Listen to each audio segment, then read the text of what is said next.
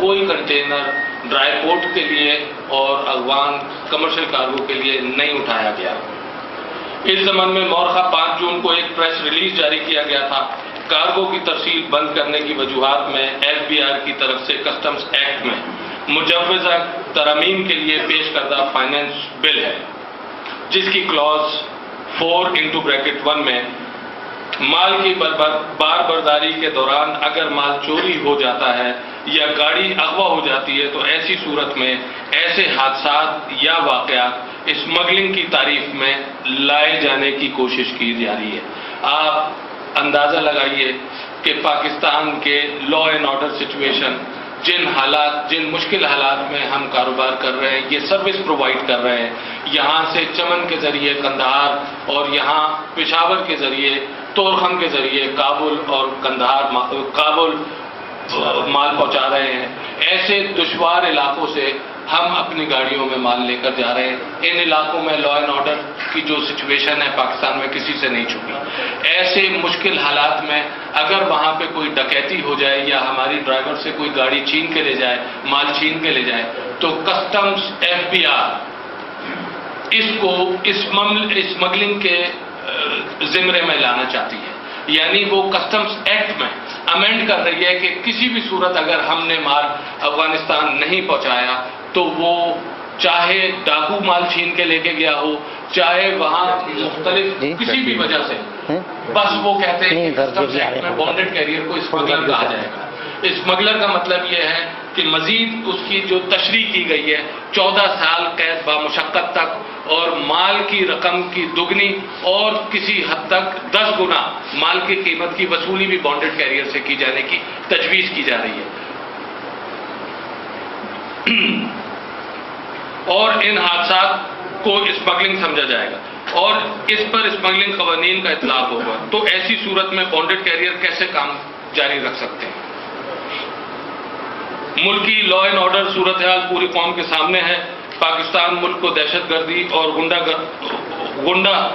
گردی کا سامنا ہے۔ ملک کے طول و عرض میں لا قانونیت ہے، اغوا، چوری، ڈکیتی عام ہے۔ قانون نافذ کرنے والے ادارے حالات کو کنٹرول کرنے میں مکمل طور پر ناکام ہو چکے ہیں۔ بلوچستان اور خیبر پختونخوا مکمل طور پر دہشت گردی اور لوٹ مار کی لپیٹ میں ہے۔ دن دہاڑے راستوں پر پورے پاکستان میں مسافر بسوں اور مال بردار گاڑیوں کو لوٹا اور لوگوں کو قتل کیا۔ آگے سے شروع کر، پورے آگے سے شروع کر، آگے سے جہاں دہشت گردوں اور عناصروں کا راج، ادھر آگے سے شروع کر یار، وہاں قانون نافذ کرنے والے ادارے جا ہی نہیں سکتے۔ کوئی بھی قانون نافذ کرنے والا ادارہ اغوا کاری نہیں روک سکتا۔ ٹرانسپورٹیشن کے دوران ہماری چوری نہ ہونے جتنا رہ گیا ہے۔ راستے میں مال کی چوری -1% بھی نہیں رہی۔ اتنی بڑی ذمہ داری ادا کرنے کے باوجود ایسے کالے قوانین کا نفاذ سمجھ سے بالاتر ہے۔ کسٹمز بانڈڈ کیریئر جنہوں نے کسٹمز کی تاریخ کی سب سے بڑی سیکیورٹی کی رقم یعنی 1.5 کروڑ روپے ہر بانڈڈ کیریئر نے کسٹمز میں سیکیورٹی جمع کی ہے۔ کلکٹر آف کسٹمز اپریزمنٹ کے نام پلیج ہے۔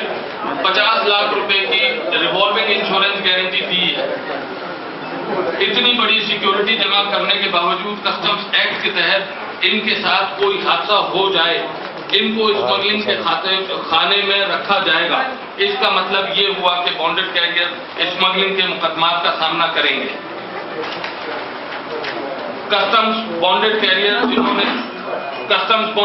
جنہوں نے ہمیشہ کسٹمز کے ریونیو کی حفاظت کی ہے اور کسٹمز ڈرائی پورٹ کے ریونیو کے اضافے میں اہم کردار ادا کرتے رہے ہیں۔ زر مبادلہ کمانے کا انحصار کسٹمز بانڈڈ کیریئر کی کارکردگی پر گزشتہ 14 سالوں میں اس فیلڈ میں بانڈڈ کیریئر نے شاندار کارکردگی کا مظاہرہ کیا۔ اس کارکردگی کی بنیاد پر افغان ٹرانزٹ کارگو کی ٹرانسپورٹیشن بانڈڈ کیریئر کے حوالے کی گئی۔ اس سے پہلے افغان ٹرانزٹ کارگو کی ترسیل کے دوران ایک بہت بڑا اسکینڈل رونما ہو چکا ہے، جس سے ملک کی معیشت کو अरबों रुपए का नुकसान हुआ। गवर्नमेंट ने जब से ये जिम्मेदारी बॉन्डेड कैरियर को दी है, बॉन्डेड कैरियर्स इंतहाई जिम्मेदारी से ये फराइज अंजाम दे रहे हैं और कस्टम्स रेवेन्यू की जिम्मेदारी भी है। इतनी जिम्मेदारी के बावजूद इस किस्म के कवानीन का बनना निजी शोबे को तबाह करने की साजिश है, जिससे ट्रांसपोर्ट इंडस्ट्री को नाकाबिले तलाफी नुकसान पहुंच रहा है। तकरीबन 2 लाख अफराद का रोजगार मुतासिर हो रहा है। ये हुकूमती इक़दाम कौमी खजाने को नुकसान पहुंचाने की गहरी साजिश है। हम गुज़िश्ता 10 माह से FBR के साथ खतो किताबत कर रहे हैं। एफ्टा 2010 यानी Afghanistan Pakistan transit trade agreement 2010 के तहत कवानीन मुरतब किए जाएं। एफ्टा 2010 में बगैर इन्वेस्टिगेशन के टैक्स वसूली करने का कोई इख्तियार नहीं। इसके बावजूद कस्टम्स हुक्काम चोरी डकैती की सूरत में जबरन टैक्स वसूल कर रहे हैं। FBR से मुसलसल कवानीन में मुस्बित तरमीम का तकाजा कर रहे हैं। FBR वादों के बावजूद हठधर्मी का मुजाहरा कर रही है। कवानीन में इस्लाह के बजाय निजी शोबे को तबाही की तरफ ले जाया जा रहा है, जिससे मुल्क की तबाही होगी। FBR अपने अफसरान को नवाजने के लिए मुख्तलिफ हथकंडे इस्तेमाल कर